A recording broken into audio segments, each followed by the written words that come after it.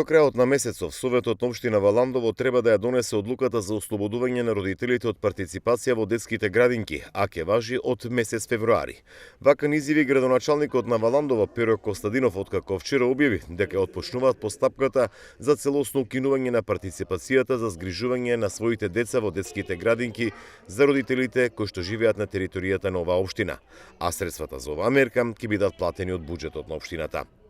Како што ни соопшти градоначалникот Костадинов, за оваа мерка, доколку помине кај советниците во Советот на општината, од буџетот на општината се очекува да бидат издвоени околу 3 милиони денари, односно да биде покриена партиципацијата за сите деца кои се згрижени или пак ќе бидат згрижени во текот на цела година.